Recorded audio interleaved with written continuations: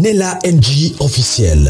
Nella NG. Écoute, like et abonne-toi à Nella NG officiel sur YouTube. Nella NG officiel. Pour l'actualité musicale congolaise, art et divertissement, écoute la voix d'or. Nella NG te dit toute la vérité. Le pasteur Marcelo a décidé de commencer à parler encore. Déjà depuis les jours où je vous ai posté une vidéo où je crois que le titre était le pasteur Marcelo a recommencé de prendre comme exemple Maman Blanche. Et ce jour-là, il avait pris l'exemple, bon, quand il parlait de nos us et coutumes, hein, il parlait de pratiques qui se passent, qui se font lors, quand une femme perd son mari. Bon, c'était beaucoup plus...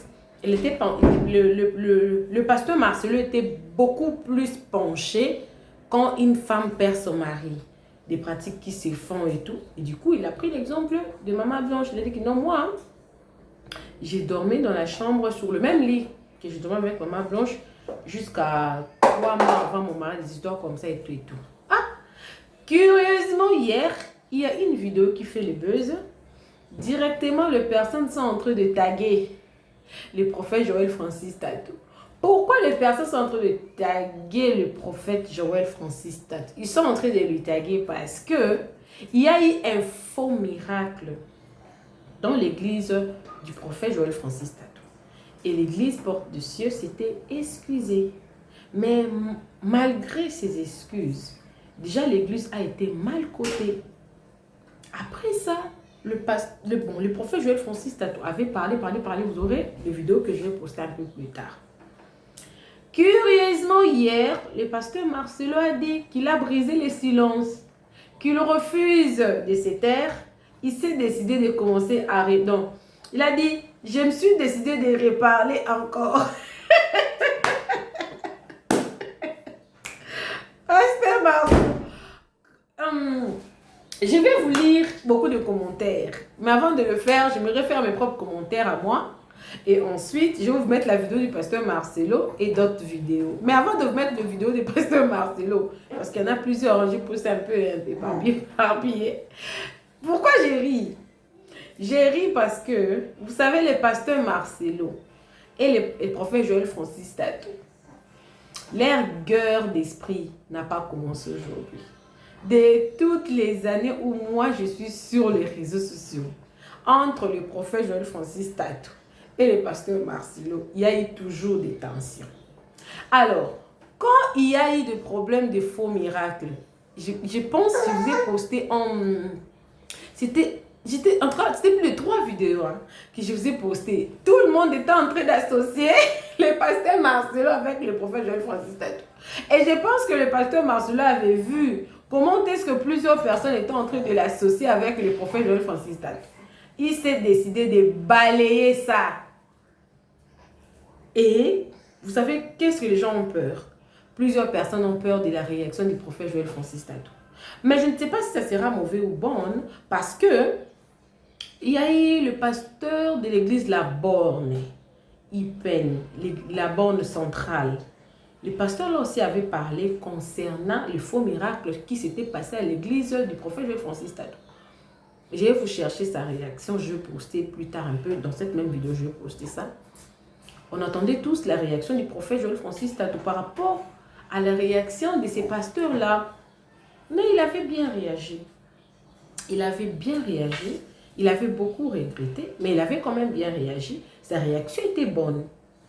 Maintenant, avec le bordure que le pasteur Marcelo a fait, tout le monde, leurs yeux se sont tournés vers le prophète Joël Francis Tatou.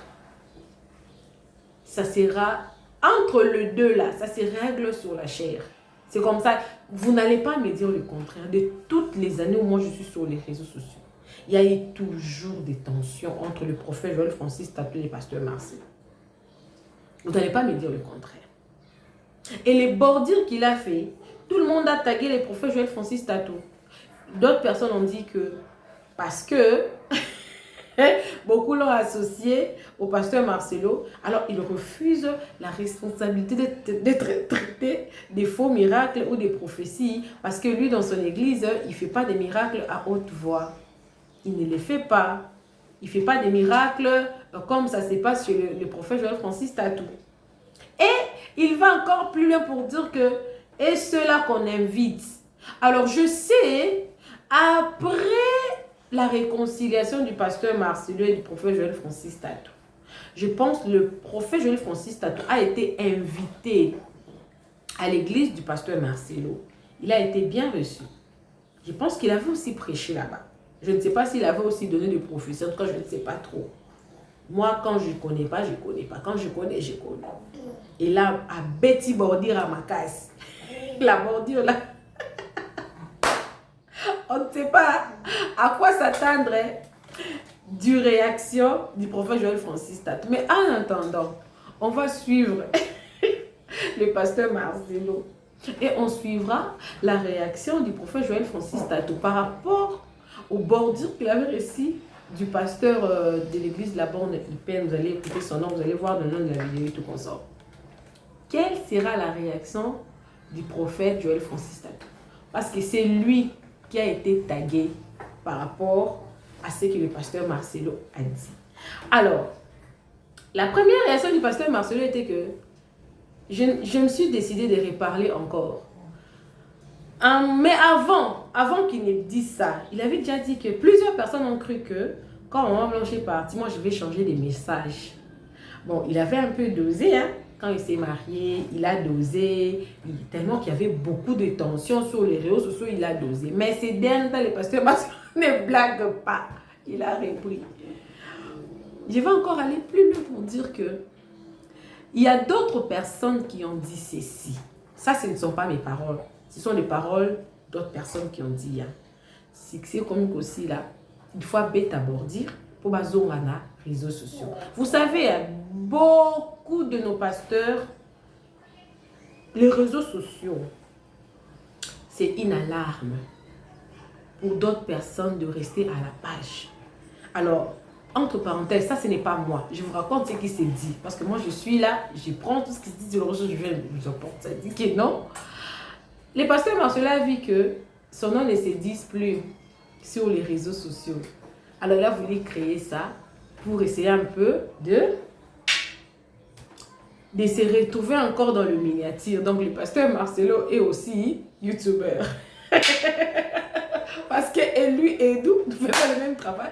Lui, il va nous donner... Parce qu'il le pasteur Marcelo savait qu'en disant ça, les gens vont parler. Il va se retrouver dans le miniature, lui et son ami. Lui et son ami. Alors c'est là qui vont venir me commenter. Là, toi, c'est le pasteur Marcelo le même qui nous donne les matières. Il dit comme ça et les pages associent sa photo et la photo du pasteur Joël Francis Tatou et ça crée buzz. Quand le projet Joël Francis Tatou va voir aussi comme ça, il va encore revenir, il va taper bordir Moussous et tout. Nous on aura les matières, c'est comme ça que ça se passe de toutes les années que moi je suis sur les réseaux sociaux. C'est comme ça que nous avons vécu avec le pasteur Marcelo et le prophète Joël Francis Tatou. Nous, on savait qu'ils s'étaient seulement réconciliés à la mort de Maman Blanche, mais ça fait une année. Ils vivent de très bonnes relations. Qu'est-ce qui se passe? Parce que de toutes ces années-là, quand ils se jettent des pics comme ça sur la chair, personne ne cite le nom de personne. Mais nous qui sommes sur les réseaux sociaux, nous comprenons que, oh yo, ils sont un pasteur, oh ils sont un pasteur. À la guerre comme à la guerre, une nouvelle page vient de s'ouvrir. Le pasteur Marcelo et le prophète Joël Francis Tatou, au bacage. Alors, abonnez-vous sur la NG officielle, cliquez la cloche de notification. Aimez la vidéo, commentez, surtout partagez la vidéo. Je suis en train de rire, pourquoi? Parce que pasteur Marcelo, il ne va pas changer. Qui l'eût cru, hein? Qui l'eût cru que le prophète Joël Francis Tatou allait reconnaître que lui et le pasteur Marcelo étaient en train de se lancer les pics sur la chair. Quand nous, on venait faire des émissions, personne ne croyait que... Vous savez, le pasteur Marcelo sait très bien, il savait très bien en disant ça, ça allait créer des polémiques. Mais il a dit quand même.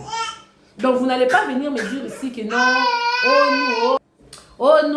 Nous sommes en train de créer des choses. Non, il crée des choses, nous créons des réactions.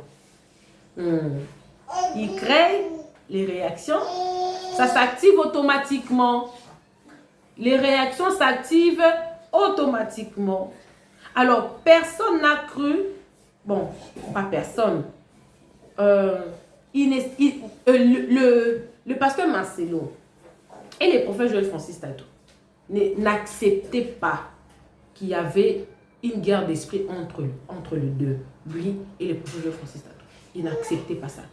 Jusqu'au jour où le prophète Joël Francis Tatou avait dit ça tout haut, donc il a reconnu ça, que lui et le pasteur Marcelo s'est lancé des pics sur la chair. S'il vous plaît. Je pense qu'il y a des vidéos sur ma chaîne que j'ai. Il a reconnu ça. Maintenant que ça se répète, vous n'allez pas me dire que le pasteur Marcelo ne sait pas ce qu'il a fait. Il sait très bien que ça va créer de réactions de nous qui sommes sur Internet, mais également de réactions de la personne qui a habité les bordures. Le prophète Joël Francis Tatou a déjà assez de problèmes. Il a déjà assez de problèmes. Est-ce qu'il va céder à la provocation du pasteur Marcelo? Point d'interrogation. En faisant ça, il s'attend à quoi? Est-ce que le prophète Joël Francis Tatou, avec tous les problèmes qu'il a déjà, il va céder à ses tentations? Il va céder à cette provocation? Parce que ça se voit clairement que ça, c'est une provocation. Le pasteur Marcelo a provoqué. C'est lui qui a commencé.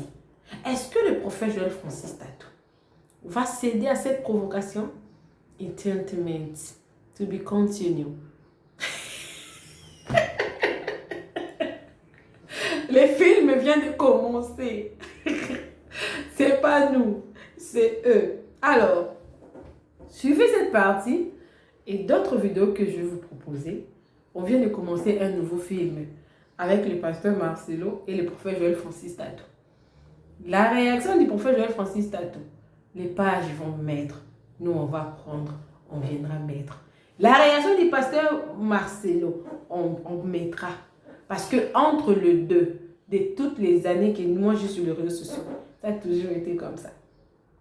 Ils marchent comme ça et de là. Est-ce que c'est leur stratégie pour se faire maintenir sur les réseaux sociaux? Prochaine marque. We don't know. Stratégie marketing.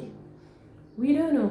Il a fait ça pour effacer le buzz de faux prophéties, pardon, de faux miracles là, pour attirer de l'attention sur lui. On ne sait pas. Mais ce qui est sûr, c'est déjà fait. Ça a déjà créé le buzz. C'est déjà sur les réseaux sociaux. Voilà. Alors, en parlant de pasteur, si vous faites le rêve, vous ne savez pas comment l'expliquer, ou vous avez eu des explications, mais ça ne vous a pas convaincu, le pasteur Daniel Waxon a reçu une parole de la part de Dieu d'aider ses enfants, comme Daniel et Joseph dans la Bible, de les aider à interpréter leur œuvre. Parce que, vous savez, il y a des choses que nous voyons la journée comme ça, là. Ça s'est passé déjà la nuit. Dieu vous a déjà montré. Parce que la Bible dit tout ce qui est révélé, condamné. Mais des fois, nous restons dans la distraction ou faute d'interprétation. Quand cette chose-là va arriver, vous allez dire, oh, j'avais vu ça la nuit. Mais vous ne savez pas, vous avez négligé. Alors, contactez le pasteur Daniel partout dans la vidéo qui va venir après. Sans oublier que le pasteur Daniel Waxon a également un événement, une manifestation qu'il est en train d'organiser au mois de novembre, qu'on est en train de voir à l'affiche. Le service se passera en ligne. Il est disponible pour vous aider. Contactez-le, en tout cas, n'hésitez pas. Ce n'est pas seulement le service d'interprétation des rêves, mais aussi des guérisons et des miracles, des délivrances aussi. Donc, contactez-lui. Le service est totalement gratuit, à moins que le Saint-Esprit vous touche. Comme nous tous, nous bénissons le nom de Dieu, nous bénissons l'œuvre de Dieu. Parce que le pasteur, là, en prenant son temps sur vous, il aura besoin d'un peu d'eau. Mais le service est totalement gratuit. Il ne demande rien. Il ne fait que respecter la parole qu'il a reçue de la part de Dieu. Il a été ordonné comme Job. d'aller propager la parole de Dieu. C'est ce qu'il fait, c'est son travail. Alors, suivez la vidéo. Moi également, je suis avec vous, mais je ne reviens plus. Suivez. L'orientation prophétique en ligne est un service prophétique où le Saint-Esprit utilise le pasteur Daniel Waxon par la grâce de Jésus-Christ pour guider les enfants de Dieu. Vous entrez dans notre studio face à face avec l'homme de Dieu pour des prières d'orientation et de délivrance. Shalom ma soeur, shalom mon frère, c'est pasteur Daniel Waxon de l'église de la Trinité du Dieu très haut en Afrique du Sud. Nous sommes un ministère de guérison, de délivrance et de messages prophétiques. Nous avons ici un service très important sur l'interprétation des rêves. Nous interprétons les rêves de nos frères, de nos soeurs de différents coins du monde. Mon numéro de téléphone WhatsApp c'est plus 27 62 791 6167. Veuillez me contacter pour qu'on puisse prier ensemble. Que l'Éternel Dieu Tout-Puissant te bénisse. Shalom. Rendez-vous sur notre site www.jesuschristthehealer.com pour vous inscrire. N'oubliez pas que la distance n'est pas un obstacle. Jésus-Christ vous aime. L'interprétation des rêves et les prières de délivrance est un service prophétique qui déverrouille les messages cachés de Dieu à travers les rêves. Ne vous précipitez pas pour interpréter. Nous le répétons, l'interprétation des rêves et les prières de délivrance est un service prophétique qui déverrouille les messages cachés de Dieu à travers les rêves. Ne vous précipitez pas pour interpréter vos rêves, tout le monde ne peut pas interpréter prophétiquement ses rêves. Contactez un homme doué de Dieu. Rejoignez. À très bientôt. Mes fils, vous qui avez des dons de parole de connaissance, à la compassion, on ne fait pas ces choses-là. Tu appelles quelqu'un devant tout le monde, tu dis ses problèmes au monde entier. On ne fait pas ça ici. Et si un jour je t'inviterai, vous qui faites ça ici, tu m'époses à ta manière de fonctionner, pas à la compassion. Donne-moi la main, je vais parler. J'ai décidé de reparler à nouveau. Oui, je dois parler. Vous qui exposez les problèmes des gens à la télé par vos paroles de connaissance, pourquoi vous ne le faites pas avec vos parents? Pourquoi vous ne le faites pas avec vos soeurs et vos enfants? Pourquoi vous ne le faites pas avec vos amis intimes? Vous le faites à des gens que vous ne respectez pas, que vous n'honorez pas. Vous utilisez les gens pour prouver que vous connaissez. Alors que le don n'opère pas pour prouver qu'on sait, le don opère pour aimer et pour changer les gens. Je viens à l'église incognito, j'ai des problèmes chez nous. Toi, tu révèles dans toute cette église que j'ai laissé quelqu'un là-bas qui a un problème honteux. Oh, ta soeur telle a le sida. Et tu dis au monde entier que telle a sa soeur qui a le sida. Mais cette soeur-là, c'est un être humain. Maintenant, partout, on sait qu'elle a le sida. Partout, même quand Dieu la guérira. Il y a des gens qui ne croiront jamais que Dieu la guérit. La prophétie, la parole de connaissance, c'est pour édifier. Ce n'est pas pour qu'on acclame le prophète, qu'on célèbre le prophète et qu'on dise que tu es terrible. Lorsque la prophétie est mue par l'orgueil, il y aura toujours de la méchanceté, même si c'est Dieu qui parle. Car l'esprit du prophète est soumis au prophète. Ce n'est pas parce que tu as vu que tu dois dire. Il y a des choses que tu vois, tu diras, mais en secret. Va dire à Jean. Jean, le bureau. Appelle la personne, va lui dire. Qui se répand par humiliation? Qui se répand par humiliation? Quelqu'un dans le péché, tu viens. Viens ici. Tu es impudique, tu es impudique, tu es ceci, tu es cela. Tu l'as humilié. Les médecins soignent les gens, mais ne disent pas, j'ai opéré. Ils ne filment même pas comment ils ouvrent les ventres des gens. Nous, on doit tout montrer. Ce n'est pas parce qu'on a des caméras qu'on doit tout montrer. Ce n'est pas parce qu'on a des caméras qu'on doit tout montrer. Et voici encore, j'aimerais te dire, vraiment écoute-moi bien. Si tu vas quelque part, on te dit, lève-toi. Pour qu'on te dise, devant le monde entier tes problèmes, ne te lève pas. On ne te tapera pas. On ne te fera rien. On ne te fera rien. Vous avez peur, pourquoi? C'est ta vie. Ne vous levez pas. Frère, lève-toi. Je suis en train de voir tel. Je ne me lève pas. Pourquoi? Tu veux détruire ma famille? Tu veux détruire ma vie? Toi, maintenant, on va t'acclamer. Moi, je vais sortir comment de cette église? Et qu'est-ce que je vais dire au travail, à l'université là-bas? Ne t'élève pas. Ce n'est pas Dieu. C'est Satan qui veut détruire ta vie au travers d'un serviteur de Dieu qui n'a pas la maîtrise de son don. Qui n'a pas la maîtrise de son don. Et beaucoup de gens sont détruits comme ça. Et donne-moi l'amen. Je parle en connaissance de cause. Je connais quelqu'un qui est mort comme ça. Une dame va au Nigeria. Elle va au Nigeria et là-bas le prophète, c'est ce qu'il fait. Il appelle comme ça. Et puis regardez ce que le prophète dit en public. Il dit, je vois, non c'était en Afrique du Sud, oui, il va en Afrique. Il dit, je vois ta maman qui te combat. Pourquoi ta maman te fait ça? Pourquoi ta maman fait ça? Tous tes blocages c'est ta maman. Tous tes blocages c'est ta maman. La fille commence à pleurer. Maman, maman. Et mais quand aujourd'hui, tout le monde est connecté. Pendant qu'on fait ça, la maman était devant la télévision en train de voir. On est en train de la traiter de sorcière dans le monde entier. Cette maman est tombée, elle est morte. Maintenant, quelle gloire vous avez dans tout ça? Quelle gloire vous avez dans tout ça? Les hommes à qui nous prophétisons ont des enfants, ont des frères, ont des sœurs, ont des amis. Ils travaillent, ils ont des projets. Ça ne s'arrête pas ça. Quand on dit Amen, la vie continue. Le culte prend fin, mais la vie continue. Le culte prend fin, mais la vie continue. Maintenant, dehors, cette personne aura quelle vie? Frères et sœurs, c'est ta vie.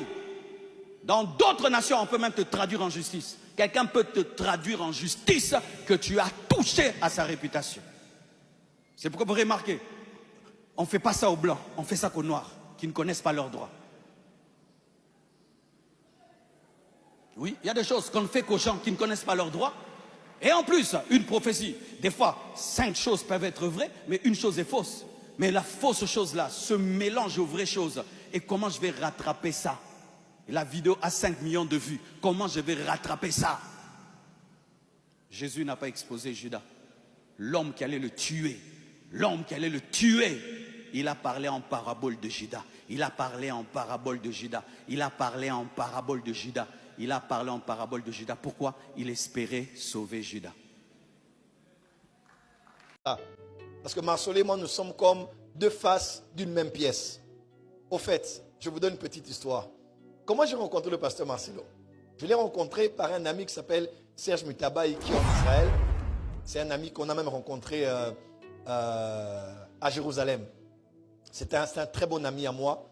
Et à l'époque, il m'a dit, non Joël, eux ils étaient de la bonne parole du salut. Il m'a dit, non, il y a un jeune là qui prêche comme toi. Il faut que tu le rencontres. Et il devait prêcher à la convention de la jeunesse de la parole du salut. Et quand je suis venu, il prêchait sur l'onction de la destinée. C'était tellement fort. J'avais l'impression que c'était moi, mais différent. À la fin, j'ai dit à Serge, je dois aller le voir au bureau. Je l'ai vu à Lemba, j'ai dit, je veux que tu sois mon ami. Je veux qu'on soit connectés. Et c'est depuis lors qu'on a commencé notre relation. Quand on a commencé à parler, le jour même où on était dans l'enterrement, je lui ai dit quelque chose. J'ai dit, au fait, tout ce que je faisais contre toi là, c'est parce que tu me manquais, à vrai dire. Hein? Parce que tu me manquais. Je ne me rappelle pas du nombre de fois où je me disais, pour gérer l'église, je dois décider comme ça. Après, j'ai dit, mais j'appelle qui pour me conseiller? J'ai dit, non, je dois appeler Marcel. Après, j'ai dit, jamais de la vie. Jamais. N à N. Donc, jamais je ne l'appelle pas. Je me rappelle une fois, j'étais à Lubumbashi. On était toujours dans les problèmes. Et puis, je devais bénir mon premier mariage. Le premier mariage de ma vie à bénir, c'était à Lubumbashi. Alors, je dis, bon, ici, je vais demander conseil à qui? La seule personne que je connais qui me conseille bien, c'était Marcelo. Je lui ai dit, mais non, je fais quoi? J'ai dit, bon, je parlais avec le pasteur Papicho Akewa qui était avec lui à l'hôtel du fleuve. J'ai dit à Papicho, est-ce que je peux l'écrire? Il m'a dit, non, je sais que lui, écris-le. Je l'ai écrit. Et quand je l'ai écrit, là-bas, il sautait de joie. Il disait, hé, Papicho, Joël m'a écrit. Et puis, Papicho m'a dit, mais vous n'aimez pas les beaux à Tintin. Il dit, mais vous vous aimez, mais pourquoi vous faites autant de mal? Mais dans toutes ces choses, comme je l'ai dit même le jour de l'enterrement, j'ai dit, quand Dieu m'a appelé, moi je suis prophète. Vous savez, les prophètes, nous on est comme de l'eau. Hein? On prend la forme du vase qui nous contient. On reçoit des messages, des expériences. Et je l'ai dit, au fait, tu étais la personne censée de m'équilibrer. Aujourd'hui, beaucoup de choses que j'ai connues, que j'ai enseignées, que j'ai fait, je l'ai dit, c'est parce que toi tu n'étais pas là. Parce qu'à vrai dire, dans le plan de Dieu, les apôtres équilibrent les prophètes. Quand un prophète n'a que les prophètes autour de lui, c'est un danger. Il faut qu'un prophète ait un apôtre qui peut aussi l'équilibrer. Et je bénis Dieu pour ce qu'il fait. Aujourd'hui, ça va. Demain, ça va aller. Et nous avons décidé, toutes les personnes qui attendent que ça ne marche pas, ils vont attendre longtemps. Parce que nous nous sommes décidés à voir au-delà de nous les intérêts de Christ. Le temps manquerait de dire beaucoup de choses à ce sujet, mais je crois que la mort de Maman Blanche nous a tous réveillés. Et moi, votre pasteur en particulier. On a perdu beaucoup de temps dans les futilités. Et on a même demandé à Dieu pardon de vous avoir entraîné dans nos guerres. Quand on était au stade, je me rappelle, quelqu'un qui est proche du protocole m'a dit, c'était assez spirituel de voir Dieu vous mettre ensemble devant le chef de l'État et son épouse. Ça veut dire vraiment que si vous osez faire les choses différemment, même Dieu va vous châtier sévèrement. On a décidé de le faire pour le corps du Christ. Et j'ai réalisé un peu que toutes ces années, il y a beaucoup de choses qui se sont passées.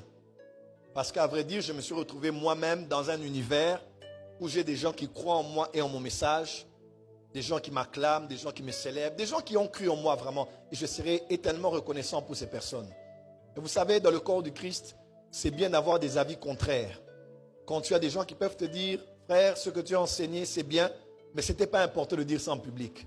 Ce que tu as dit, c'était important, mais c'est mieux d'en parler au pasteur. Ce que tu as dit, c'est un peu discutable. Comme c'est une opinion et une conviction, c'est mieux de ne pas en parler. Mais je me suis retrouvé comme ça en train de travailler, de prêcher, d'enseigner beaucoup de messages que j'estimais et j'estime être bons, mais que je crois aujourd'hui n'avoir pas été les messages essentiels que je devais enseigner. Quand Dieu m'a appelé, il m'a enseigné, il m'a dit de prêcher sur le réveil. Je ne suis pas appelé à prêcher la spiritualité. Je ne suis pas appelé à prêcher le combat spirituel. Toutes ces choses font partie du message du réveil. Et j'ai décidé, même pendant ce deuil, je dois revenir pleinement dans le message que Dieu m'a donné pour bénir le corps du Christ selon le mandat que j'ai reçu quand Dieu m'a appelé au commencement. Et à cause de cela, c'est avec regret que je le dise. Et je suis tellement désolé pour ça. Depuis un certain nombre d'années, la chair de la porte des cieux a été souillée de beaucoup de manières. Parce que tout celui qui vient ici n'a pas peur de la chair de la porte des cieux. Que ce soit les musiciens, que ce soit les pasteurs invités, que ce soit moi, que ce soit même les fils. Parce qu'on se dit, là-bas, on a l'esprit ouvert. Là-bas, on est permis de tout dire. Là-bas, même si tu veux prophétiser comme tu veux, prêcher comme tu veux, dire ce que tu veux, le pasteur ne reviendra pas après pour recadrer les choses. Et pour toutes ces choses que j'ai acceptées du haut de cette chair, je tenais à vous demander pardon. Il y a des enseignements qui ont été prêchés qui sont des choses pleinement discutables. On a reçu des gens qui ont prêché, qui ont enseigné des choses. Et moi, en tant que pasteur, je devais me tenir ici pour vous dire ce n'est pas correct ce qui a été dit. Mais avec la largesse du cœur, on a dit on va laisser ces choses passer. Et beaucoup de choses ont sémé beaucoup de confusion dans le corps du Christ et parmi nous. Dorénavant, comme je l'ai dit à mes fils ici à la veille de recharge, nous allons sanctifier cette chair afin que tout ce qui est dit soit biblique, tout ce qui est fait soit dans les normes de la parole de Dieu. Nous sommes une église prophétique, certes. Nous opérons différemment des autres églises, mais on va devoir mettre les garde-fous pour donner plus la place à l'édification qu'à un besoin de prouver, de démontrer ou même de scandaliser en âme et conscience. Et je crois qu'à partir de ce retour, il y aura beaucoup de changements et dans ma vie, et dans la porte des cieux, et dans chacun d'entre nous. Deuxième chose que je voulais dire, et c'est très important, je tenais vraiment à le dire, même dans mes enseignements aujourd'hui, Dieu m'a fait une grâce et j'en suis très conscient, mais je regrette aussi beaucoup. Je crois après Hanouka de cette année, je peux le dire, on a eu la Hanouka la plus difficile de toutes les Hanouka. L'atmosphère spirituelle n'était pas bonne. Je ne l'ai pas reconnu du coup, mais je suis prophète et je suis votre pasteur. Je savais qu'il y avait quelque chose de pas bien, il n'y avait pas une bonne chose au niveau de cette Hanouka. Et je parlais avec le prophète héritier, même qui m'a parlé. Je parlais avec maman, avec le prophète héritier. Il m'a dit, vieux, il y a beaucoup de choses que tu enseignes. Moi, je suis conscient que c'est vrai. Mais s'il te plaît, ne le dis plus en public. Si tu veux en parler, parle à tes fils spirituels, parle avec nous, parle avec des pasteurs. Parce que tous ceux qui te suivent en ligne aujourd'hui, ils sont sous ta responsabilité. Toi, tu es déjà à un certain niveau, mais quand tu le dis à un certain public, ils peuvent mal utiliser ça, mal exploiter cela, mal interpréter cela, et ça peut créer beaucoup de choses comme ça dans le corps du Christ. Donc, de ma manière de travailler dorénavant, je suis toujours le même. J'enseignerai les choses que Dieu me donne d'enseigner, mais je veillerai vraiment dorénavant à ce que certaines choses ne se disent plus du haut de la chair pour préserver l'ensemble du peuple qui me suit tant ici qu'au niveau de l'international. Amen, amen.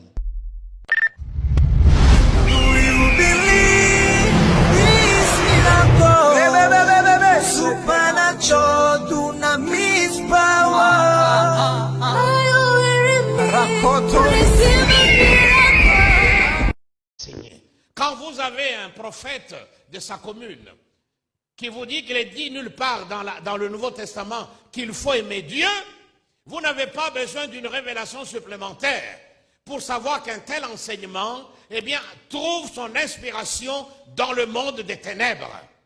Tu aimeras le Seigneur ton Dieu de tout ton... Et ce qui est terrible, c'est que tous ces troubadours,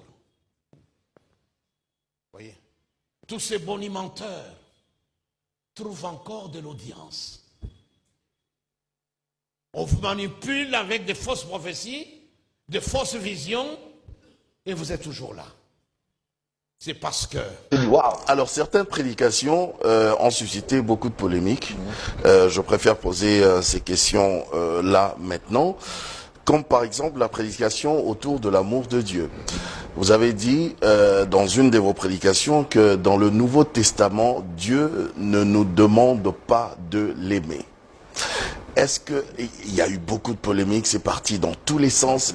Il y a même un des hommes des dieux ici, un père, qui vous a critiqué, qui vous a canardé, qui vous a même carrément traité de prophète, qui n'est prophète que dans son quartier. Est-ce que vous pouvez nous éclairer là-dessus? Merci beaucoup pour l'opportunité qui m'est accordée. Je crois que même un voleur ou un criminel a le droit à la parole. A le droit à la parole. Voilà. Il a le droit de se défendre aussi, de dire un mot s'il se reconnaît innocent ou coupable. Je vais d'abord dire 2-3 choses. La première des choses que j'aimerais dire, c'est que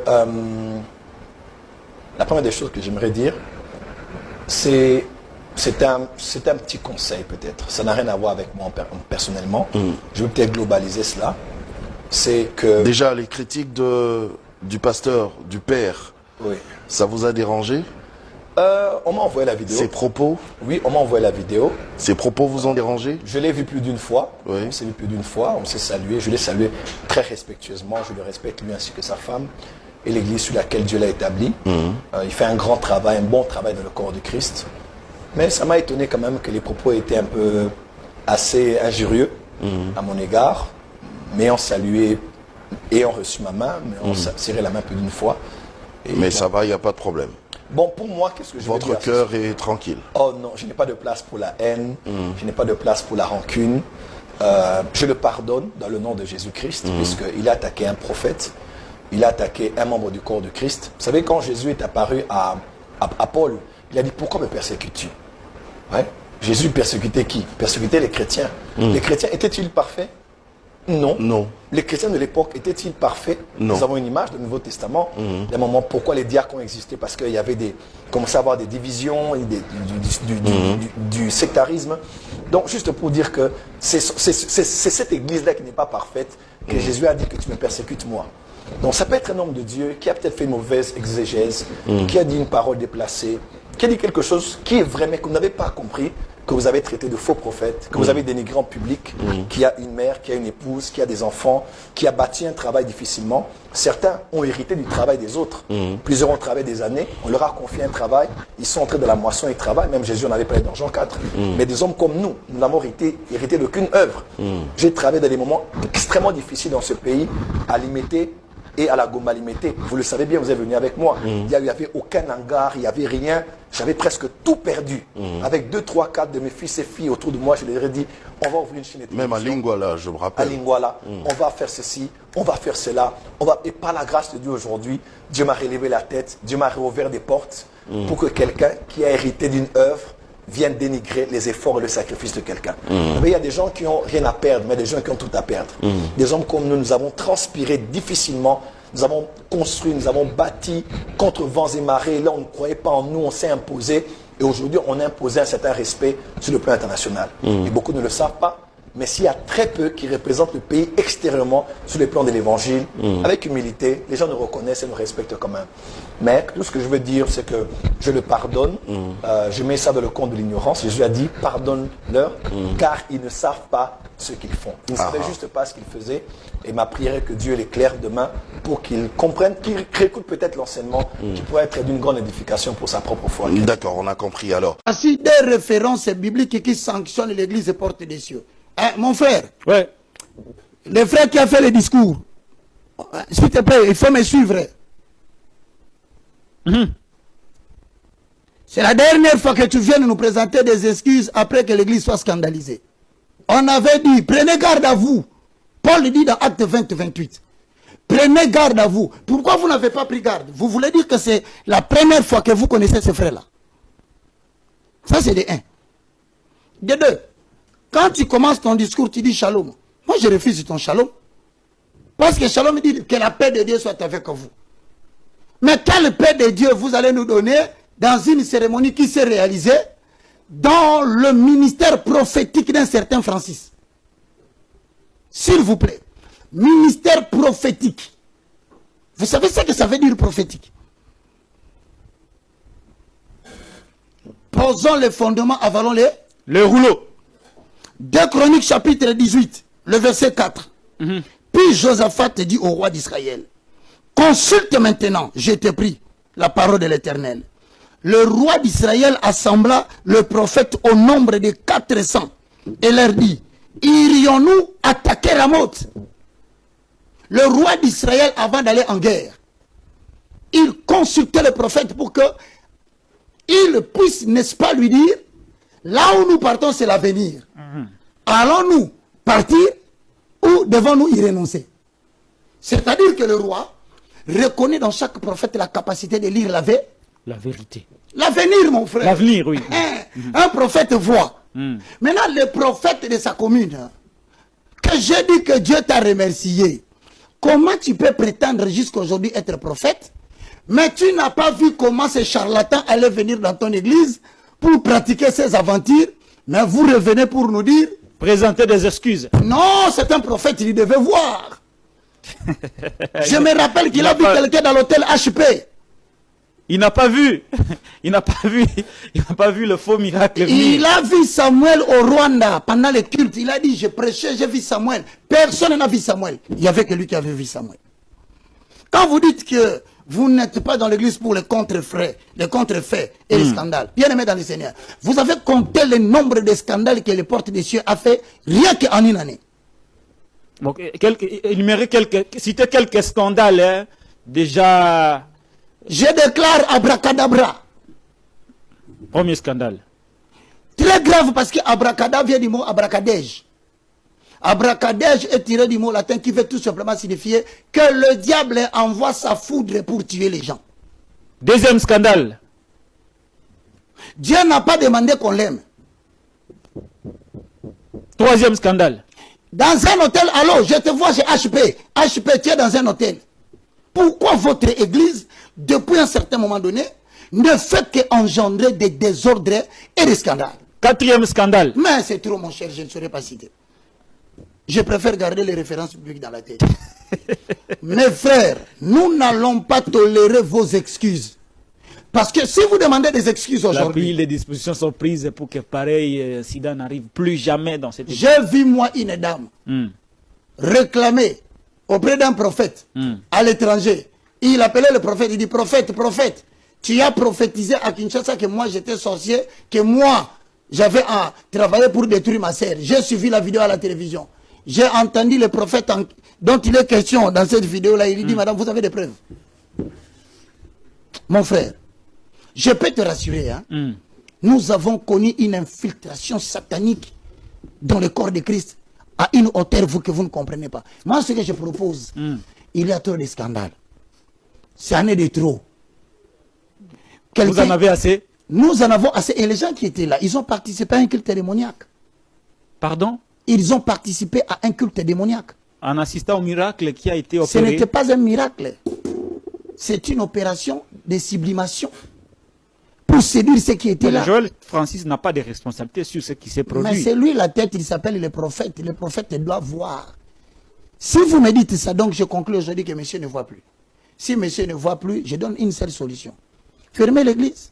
Laissez les gens aller chercher là où la parole de Dieu est prêchée avec vérité. Nous n'avons pas besoin des excuses.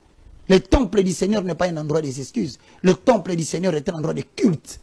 Et le culte doit représenter le royaume. Donc, ça fait partie de la théâtralisation à laquelle nous avons fait allusion au début de l'émission. Et donc nous n'avons pas pardonné et nous n'avons pas dit shalom. Tout ce que nous vous demandons, changez. Si vous ne changez pas, ne revenez plus nous parler. Et je demande aux bien-aimés frères, frères, toi qu'on a demandé de faire la lecture, tu sais que tu peux réaliser dans ta vie que tu commences à vivre des événements très malheureux. On va te prendre pour une... On va te sacrifier. Il ne faut pas faire des lectures pareilles. À la fin du jour où tu as fait cette lecture, il faut bien observer ta santé. Vous lui faites peur. Mais c'est ça la parole de Dieu. L'homme doit avoir peur de Dieu à travers les annonces de l'évangile. L'orientation prophétique en ligne est un service prophétique où le Saint-Esprit utilise le pasteur Daniel Waxon par la grâce de Jésus-Christ pour guider les enfants de Dieu. Vous entrez dans notre studio face à face avec l'homme de Dieu pour des prières d'orientation et de délivrance. Shalom ma soeur, shalom mon frère, c'est pasteur Daniel Waxon de l'église de la Trinité du Dieu très haut en Afrique du Sud. Nous sommes un ministère de guérison, de délivrance et de messages prophétiques. Nous avons ici un service très important sur l'interprétation des rêves. Nous interprétons les rêves de nos frères, de nos soeurs de différents coins du monde. Mon numéro de téléphone WhatsApp c'est plus 27 62 791 6167. Veuillez me contacter pour qu'on puisse prier ensemble. Que l'Éternel Dieu Tout-Puissant te bénisse. Shalom. Rendez-vous sur notre site www.jesuschristthehealer.com pour vous inscrire. N'oubliez pas que la distance n'est pas un obstacle. Jésus-Christ vous aime. L'interprétation des rêves et les prières de délivrance est un service prophétique qui déverrouille les messages cachés de Dieu à travers les rêves. Ne vous précipitez pas pour interpréter. Nous le répétons, l'interprétation des rêves et les prières de délivrance est un service prophétique qui déverrouille les messages cachés de Dieu à travers les rêves. Ne vous précipitez pas pour interpréter vos rêves, tout le monde ne peut pas interpréter prophétiquement ses rêves. Contactez un homme doué de Dieu. Rejoignez. À très bientôt. Nella NG officiel. Nella NG. Écoute, like et abonne-toi à Nella NG officiel sur YouTube. Nella NG officiel. Pour l'actualité musicale congolaise, art et divertissement, écoute la voix d'or. Nella NG te dit toutes les vérités.